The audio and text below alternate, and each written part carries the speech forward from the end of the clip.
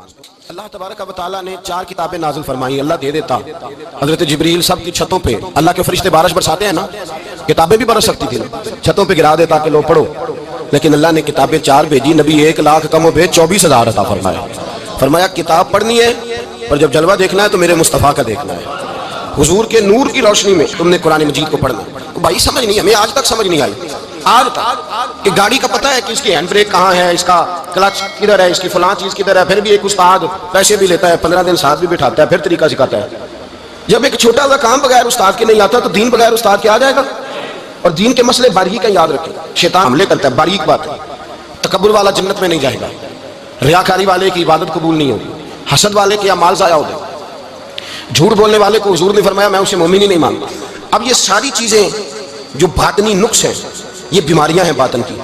آپ اگر دوائی نہ لیں تو آپ کے جسم کی بیماری نہیں جاتی, درویش کے پاس نہ جائیں تو آپ کی روح کی بیماری نہیں جاتی. جھوٹ نہیں چھوٹ سکتا, بدی نہیں چھوٹے گی.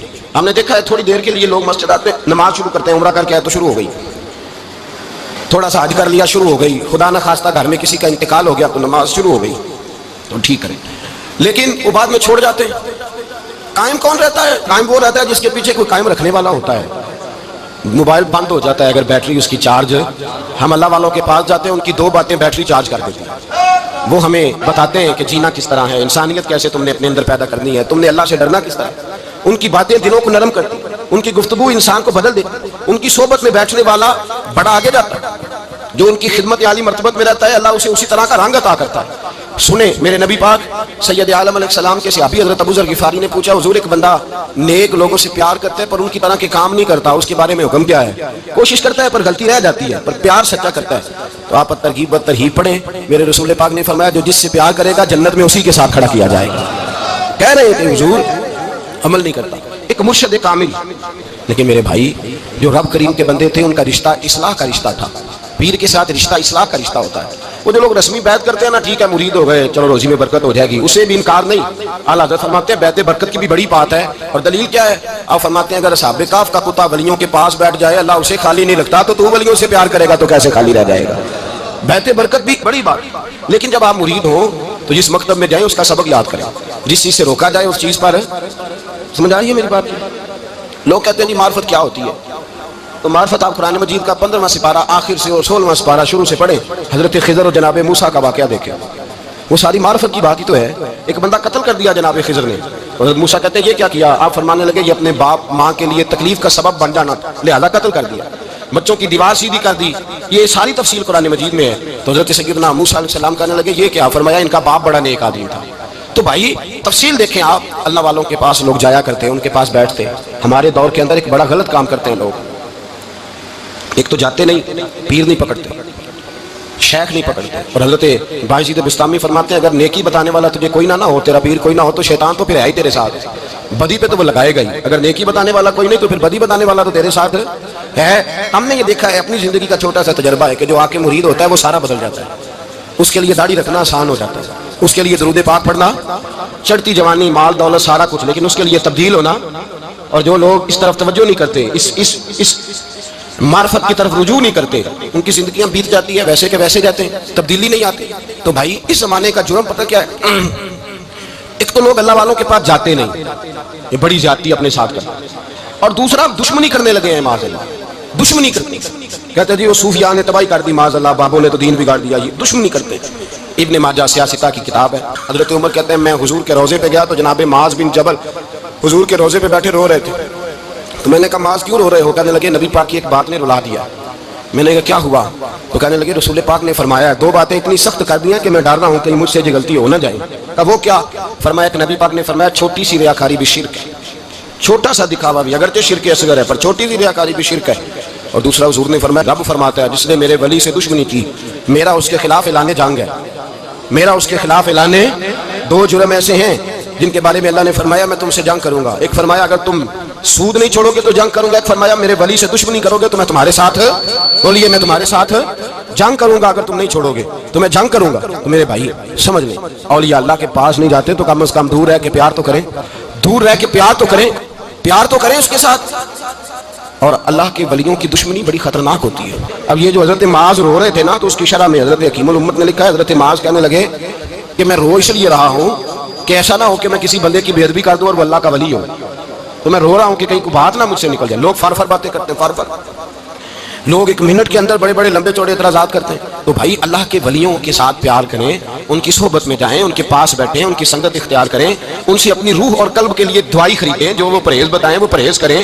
پھر دیکھیں اللہ تبارک و تعالیٰ آپ کو نماز میں اطمینان عطا کرے گا, قرآن پاک میں دل لگے گا, درود و سلام کا موقع ملے گا. اور اگر یہ کام نہیں کرتے پھر مخالفت کریں گے. پھر کیا کرتے ہیں لوگ؟ ایک بزرگ گزرے حضرت ابو سعید عبداللہ ان کا نام ہے, بغداد میں پڑھتے تھے. اور خوش قسمتی یہ ہے کہ حضور غوث پاک کے کلاس فیلو تھے, حضور غوث پاک کے ساتھ پڑھتے تھے. حضرت عبداللہ فرماتے ہیں کہ میں بھی پڑھتا تھا تو ایک بڑا لائٹ اسٹوڈنٹ تھا, اس کا نام تھا ابن سقا, وہ بھی پڑھتا تھا. فرماتے ہیں بغداد میں شور ہوا کہ ایک محمد غوث نام کے بزرگ آئے ہیں بغداد. ان کی کرامت یہ ہے کہ وہ ایک منٹ کے لیے موجود ہوتے ہیں اور اگلے منٹ وہ غائب بھی ہو جاتے ہیں. فرماتے ہیں شوق پیدا ہوا, میں حضرت غوث اعظم شیخ عبد القادر جیلانی اور ابن سقا ہم تینوں نکلے بابا جی سے ملنے. اور یہ آج سے 1000 سال پہلے کی روایت ہے. کہتے ہیں ہم سبق بھی پڑھا کرتے تھے اور کا دیدار بھی کرا کرتے تھے. ہم دیدار بھی کرتے تھے اللہ کے لیے, دونوں کام کرتے. فرماتے ہیں ہم دونوں جب تینوں نکلے نا تو ابن سقا رستے میں کہنے لگا بڑا ولی بنا پھرتا ہے معاذ اللہ, ایسا سوال کروں گا اسے جواب ہی کوئی نہیں آئے گا. آپ فرماتے ہیں میں نے کہا نہیں جی میں سوال تو میں بھی کروں گا, سوال تو بولیے سوال تو میں بھی کروں گا پر میں دیکھوں گا وہ جواب کیا دیتے ہیں, دیکھوں گا. کہتے ہیں ہم دونوں بات کر کے خاموش ہوئے تو حضرت شیخ عبد القادر کی طرف نظر ڈالی, کہا آپ نہیں سوال کریں گے؟ تو غوث اعظم فرمانے لگے میں سوال نہیں کروں گا, بس رب کے بندے کا دیدار کروں گا, بس اللہ کے بندے کا دیدار کروں گا. اور فرماتے ہیں کہ ہم پہنچے بابا جی کے کمرے میں, گئے تو بابا جی موجود تھے. ہم جا کے بیٹھے تو بابا جی غائب ہو گئے. تھوڑی دیر گزری تو آئے, سلام کے بعد پہلے لفظ پتا ان کے کیا تھے, کہنے لگے ابن سقا تو کیا کہتا تھا ایسا سوال کروں گا جواب نہیں آئے گا, میں تیرے اندر سے کفر کی بو دیکھ رہا ہوں, کفر کی بو دیکھ رہا ہوں, تو رب کے بندے سے دشمنی کرتا ہے. اور فرمانے لگے او ابو عبداللہ تو کہتا تھا کہ میں دیکھوں گا وہ کیا جواب دیتے ہیں. فرمایا تو کافر تو نہیں ہوگا پر دنیا دار ضرور ہو جائے گا. کہتا پھر بابا جی نے رخ پھیرا غوث پاک کی طرف اور کہنے لگے عبد القادر تو کہتا تھا میں رب کے بندے کا دیدار کرنے جا رہا ہوں. فرمایا جا میں تجھے دعا دیتا ہوں جب تک تیرا قدم نہیں لگے گا اللہ کسی کو ولایت عطا نہیں کرے گا. جا میں تجھے دعا دیتا ہوں جب تک تیرا قدم نہیں لگے گا رب کسی کو ولایت. حضرت ابو عبداللہ فرمایا کرتے تھے ہم آ گئے. ابن سقا پھر نہ مانا, کہنے لگا نہیں نہیں ایسے ہی بات کر دیا ہے, اس تو کوئی علم غیب ہے معاذ اللہ. کہتے ہم نے دیکھا وہ سب سے بڑا عالم بنا, مناظر بنا, بڑی تقریریں کرتا, واضح کرتا. پھر وہ روم چلا گیا, روم کے بادشاہ نے اسے وزیر اوقاف بنا لیا. پھر ایک دن روم کے اس عیسائی بادشاہ کی بیٹی اسے پسند آ گئی, کہنے لگا میں نے شادی کرنی ہے. کہتے ہیں بادشاہ کہنے لگا کر دوں گا شادی پر تجھے عیسائی ہونا پڑے گا. کہتے ہیں مارا قسمت کا معاذ اللہ ثم معاذ اللہ, نقل کفر کفر نہ باشد, عیسائی ہو گئے.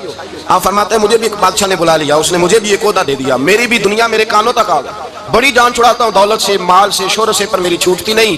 آپ فرماتے ہیں ہوش اس دن آئی جس دن بغداد کے منبر پر بیٹھ کر اور 70,000 کے مجمع میں کھڑے ہو کے غوث اعظم نے فرمایا آؤ بھائی جس نے ولایت لینی ہے عبد القادر کے پاس آؤ, میں قدم رکھتا جاؤں گا اللہ ولایت عطا کرتا چلا جائے گا, آؤ میرے پاس میں ولایت دیتا ہوں. ہر مشکل دی کنجی یارو ہاتھ مرداں دے آئی, تے مرد نظر کرے جس ویلے مشکل رہے نہ کائی. لوگ دشمنی کرتے ہیں, اللہ والوں سے اللہ ملتا ہے, اللہ کے بندوں سے معرفت کا حسن ملتا ہے. اللہ کے بندے بیعت اپنی کرتے ہیں, جھکاتے اللہ کی بارگاہ.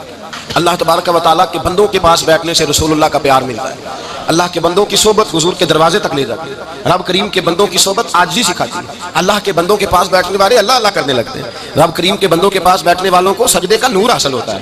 اور میرے بھائی اگر تو نے کسی کے ہاتھ میں ہاتھ دیا ہو تو ملے گا کیا, ملے گا کیا؟ خواجہ نظام الدین محبوب اللہ رحمۃ اللہ علیہ کھڑے تھے تو ایک آدمی حلوائی کی دکان پہ کچھ چیز لینے آیا.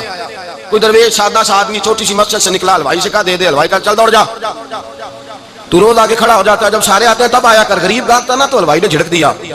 اس درویش کو جوش آ گیا, کہنے لگا میرے ساتھ بدتمیزی نہ کرنا ورنہ میں تیری دکان الٹ کے رکھ دوں گا, میں تیری دکان الٹ دوں گا. کہنا چل دوڑ جا, بڑے دیکھے ہیں تیری طرح کے دکان الٹنے والے. حضرت نظام الدین محبوب اللہ گزر رہے تھے, حلوائی کی نظر پڑی تو دوڑ کے دست بوسی کرنے آیا. کہنے لگا حضور السلام علیکم. آپ فرمانے لگے اس کے ساتھ بد اخلاقی نہ کر, تیری دکان واقعی الٹ جائے گی. کہا حضور کس طرح, یہ تو ایسے ہی سادہ سا ہے. آپ فرمانے لگے یہ بھی سادہ ہے, اس کا پیر بھی اسی طرح کا ہے, پر دادا پیر بڑا باکمال ہے. وہ جس کے ہاتھ میں اس کا ہاتھ ہے وہ بڑا باکمال ہے. فرمایا وہ تیار کھڑا ہے, وہ کہتا ہے چلو نالائق ہوا تو کیا ہوا, بچہ تو ہمارا ہی ہے نا. کہہ دے گا تو الٹ دیں گے, بچہ تو ہمارا ہی ہے نا. مجھے دشمنوں نہ چھیڑو, میرا ہے کوئی جہاں میں ابھی پکار لوں گا, نہیں دور ہے مدینہ. یہاں کوئی لاوارث لوگ بستے ہیں, خدا کے فضل سے ہم پر ہے سایہ غوث اعظم کا, ہمیں دونوں جہاں میں ہے سہارا غوث اعظم کا. خدا دے گا منادی حشر میں یہ قادریوں کو, کہاں ہے قادری کر لے نظارہ غوث اعظم کا. اور اس سے مراد ہر پیار کرنے والا ہے، صرف سلسلے میں آنے والا نہیں، ہر پیار کرنے والا قادر بھائی سمجھ لیں، یاد رکھیں اس بات کو پرکھیں، اللہ والوں کی صحبت تو انسان کو کمال کر دیتی ہے، وہ تو نواز دیتی ہے، وہ تو نور۔ ایک بات اور ہے، کچھ لوگ کہتے ہیں کتنی فرما برداری کرنی چاہیے پیر کی؟ میں نے کہا وہ روحانی طبیب ہوتا ہے، ایک ڈاکٹر سے دوائی لے کے بندہ ایک ڈاکٹر سے دوائی لے تو پھر ساتھ اگلی دکان پہ بھی چلے جانا چاہیے، کیوں جی؟ کی پتہ کتوں رام آ جائے، ایک سے دوائی لی پھر ساتھ ہی اگلی دکان پہ، پھر اس سے اللہ جانے کہیں سے شفا مل جائے، کدھر سے شفا مل جائے۔ اور بھئی ایسے نہیں ہوتا، دوائی تو ایک حکیم سے کھائے گا، ایک ڈاکٹر کی کھائے گا، جو پرہیز بتائے گا وہ پرہیز، اگر طبیعت ٹھیک نہیں ہوگی تو دوبارہ جائے گا، وہ کہے گا میں نے تیری دوائی بھی بدل دی اور تیری پرہیز بھی بدل دی، اور ایک وقت آئے گا کہ انشاءاللہ شفا۔ حضرت علی بن ہیتی حضور غوث اعظم کے خلیفہ تھے، ان کے مرید تھے علی بن جوسکی نام تھا۔ حضرت غوث اعظم رضی اللہ تعالیٰ عنہ اپنے خلیفے سے ملنے آئے تو آگے سے ان کے بھی اپنے مرید کو کہا کہ چل پیر صاحب کے قدم دبا۔ وہ غوث اعظم کے قدموں میں بیٹھنے کی بجائے اپنے پیر کے قدموں میں بیٹھ گئے، دبانے لگے، ڈانٹا کہنے لگے تیرا دماغ ٹھیک ہے، چل حضور غوث اعظم کے قدم دبا۔ وہ پھر اٹھے، گھوم کے پھر ان کے پیروں میں بیٹھ گئے۔ تو حضرت علی بن ہیتی نے جلال کیا، فرمانے لگے تجھے خیال نہیں آتا میں تو اب تجھے غوث پاک کے سپرد کرنے والا ہوں، تیری زیادہ تکمیل ہو جائے۔ جب یہ بات کہی تو حضرت علی بن جوسکی رو پڑے، چیخے مار کے روئے، وہ روئے تو غوث پاک بھی روئے، اور فرمانے لگے علی بن ہیتی اسے مجھے نہ دے، یہ جس پستان سے دودھ پینے کا عادی ہو گیا اب اسے کسی اور جگہ مزہ نہیں آئے گا، اسے یہی رہنے دے۔ بڑا اعتراض ہے لوگوں کو بشتی دروازے پر، بشتی دروازہ کہتے ہیں جنت اتنی اونچی تھی نیچے کیسے آ گئی؟ میں نے کہا تم نے پڑھا نہیں نا قرآن و حدیث، جنت بڑی اونچی تھی پر میرے نبی نے فرمایا میں نے ماں کے قدموں کے نیچے لا کے رکھ دیا۔ تم نے پڑھی نہیں نا، اصل میں پڑھی نہیں، تمہیں کیا پتا کبھی کسی چیز پہ اعتراض، ہم تھوڑا کہہ رہے ہیں کہ جو بشتی دروازے سے گزر گیا ایک فضیلت ہی ہے نا جی، ایک ہر مسجد جنت ہے کہ نہیں؟ بولے حضور نے فرمایا جنت کی کیاریوں کے پاس سے گزرو تو کچھ کھا لیا کرو، جب ہر مسجد جنت ہے تو بابا فرید کی مسجد جنت کیوں نہیں ہو سکتی؟ عجیب چکر ہے۔ اور بندے بھی کہتے ہیں وہ نہیں فلانا گیا تھا تو کہتا ہے میں جنتی ہوں، بھائی کس نے کہا؟ بلکہ ایک بڑی اعلیٰ حضرت کے ایک مرید ہوئے مولانا حشمت علی خان صاحب، حضرت مولانا حشمت علی خان صاحب رحمۃ اللہ تعالیٰ علیہ نا پاک پتن سے واپس آ رہے تھے تو بس کی چھت پہ بیٹھے تھے، وہ کہتے ہیں رستے میں نا ایک دو بندہ آ گیا جس کو تنقید کی عادت تھی اللہ والوں کی، مجھے کہنے لگا مولوی کہاں سے آ رہے ہو؟ میں نے کہا پاک پتن شریف سے، پاک پتن سے۔ کہنے لگا میرے کپڑے سونگنے لگا، کہنے لگا بشتی دروازہ گزرے ہو؟ میں نے کہا گزرا ہوں۔ تو کہنے لگا پھر جنت کی خوشبو نہیں آ رہی؟ نبی پاک نے تو فرمایا تھا کہ 500 سال جنتی دور ہوگا تو اس کی خوشبو آئے گی، تم سے نہیں آ رہی؟ مولانا بڑے حاضر دماغ تھے، کہنے لگے ایک حدیث پڑھی ہے ذرا دوسری بھی پڑھ لینی تھی، نبی پاک نے فرمایا جہنمی کو جنت کی خوشبو کوئی نہیں آئے گی، ایک ہی پڑھی ہے تو نے، اگلی بھی پڑھ لینی تھی۔ کہتے ہیں وہ بندہ کہنے لگا روکو بس مجھے نیچے اتار دو، یہ تو کوئی تگڑا بندہ ہی جواب دینے والا آ گیا، ایک ہی پڑھی ہے حدیث تو نے، اگلی نہیں پڑھی۔ شیخ کی خدمت نواز دیتی ہے۔ اور پھر ایک اور بات، میرے حضرت صاحب تو حد کرتے ہیں، ایک جملے میں سمو دیتے ہیں سمندر۔ کسی نے کہا حضرت جی ساری زندگی بندہ کسی کی خدمت کرتا رہے اللہ کا بندہ سمجھ کے، وہ اندر سے جل ہی نکل آئے تو پھر آپ فرمانے لگے ہم نے بندے کی خدمت نہیں کی، اللہ کے بندے کی ہے، تو اجر کس نے دینا ہے؟ بولے اول تو ایسا ہوتا نہیں، اول تو ایسا طلب پیدا کریں۔ آج لوگوں میں طلب نہیں، کہتے ہیں بڑی جگہ تک یہاں ملے گا کچھ نہیں، میں کہتے رہتے طلب نہیں پائی، طلب ہو تو کھانے کا مزہ۔ اعلیٰ حضرت فاضل بریلوی کا پیر خانہ مارا شریف، وہاں کے ایک بزرگ تھے آل محمد ان کا نام تھا، ان کے پاس ایک بندہ آ گیا پڑھا لکھا بڑا سیانا، کہنے لگا بابا میں نے بڑی خانقاہیں بڑے آستانے دیکھے پیر کوئی نہیں ملا۔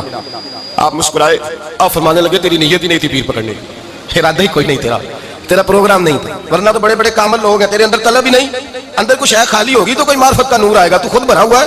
کہنے لگا جی بڑی طلب ہے، آپ فرمانے لگے تجھے کہا ہے نا کوئی نہیں؟ کہنے لگا حضور ہے، آپ فرمانے لگے چلو رات سو جاؤ خانقاہ پہ سویرے بات کریں گے۔